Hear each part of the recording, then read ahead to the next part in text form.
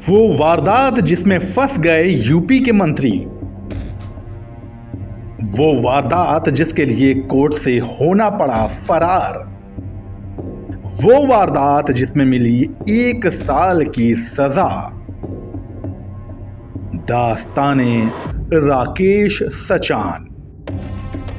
नमस्कार, जनसत्ता में आपका स्वागत है। खाया पिया कुछ नहीं, ग्लास तोड़ा 12 आना। जी हां, 6 अगस्त 2022 को कोर्ट से सजा की कॉपी लेकर फरार होने और 2 दिन बाद 8 अगस्त 2022 को आर्म्स एक्ट के 31 साल पुराने मामले में 1 साल की सजा पाने और फिर तुरंत जमानत पा जाने वाले यूपी के मंत्री राकेश सचान का हाल भी कुछ ऐसा ही था। 3 दशक पहले जनाब चले थे किसी की हत्या करने, मगर घर से निकलते ही और कुछ दूर चलते ही आ गए पुलिस के लपेटे में।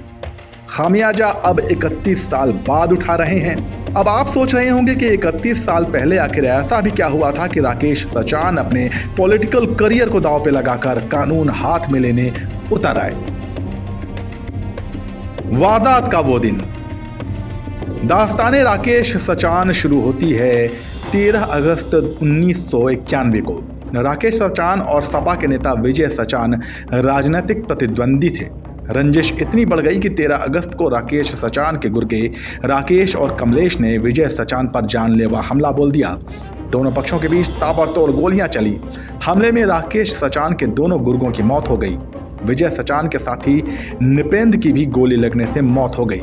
इसी गोलीकांड में पूर्व जेल मंत्री जय कुमार सिंह जैकी को भी गोली लगी थी।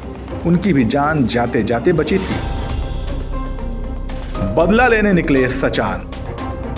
अपने दोनों गुर्गों की हत्या होने के बाद राकेश सचान मारुति वैन से अपने साथी दिनेश चंद्र सचान के साथ बदला लेने निकल पड़े थे। उनके पास राइफल और कारतूस का डिब्बा था। इस दौरान नौबस्ता थाना प्रभारी ब्रिजमोहन उदेनिया ने दोनों को सचान गेस्ट हाउस से दौड़ाकर बर्रा बाईपास पर असलहों के साथ गिरफ्तार कर लिया। पड़ताल में सामने आया कि ट्रिपल मर्डर के बाद राकेश सचान मौके पर अपने दोस्त के साथ बदला लेने की नीयत से आए थे। उनके पास से डबल बैरल और उनके दोस्त के पास से सिंगल बैरल बंदूक बरामद हुई थी। मामले में पुलिस ने चार्जशीट दाखिल की। अब 31 साल बाद ट्रायल पूरा होने पर कोर्ट ने सजा सुनाई है। बदल गई किस्मत। भले ही आर्म्स एक्ट के मामले में भाजपा के कैबिनेट मंत्री राकेश सचान की फजीहत हुई, मगर सच तो यह है कि पॉलिटिकल स्टार बनने के पीछे आर्म्स एक्ट का भी बहुत बड़ा रोल है। दरअसल तत्कालीन एसएसपी अरुण कुमार राकेश से नाराज थे। राकेश को पुलिस ने इतना पीटा कि वो जेल जाने के बाद अस्पताल में चले गए। इस दौरान राकेश को प्रधानमंत्री वीपी सिंह हॉस्पिटल देखने पहुंचे थे, जिसके बाद से राकेश के राजनीतिक सितारे बुलंदियों पर पहुंच गए।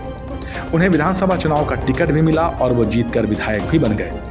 राकेश सचान की ये दास्तान आपको कैसी लगी, हमें कमेंट सेक्शन में बताइए और राजनीतिक खबरों के लिए बने रहिए जनसत्ता के साथ। नमस्कार।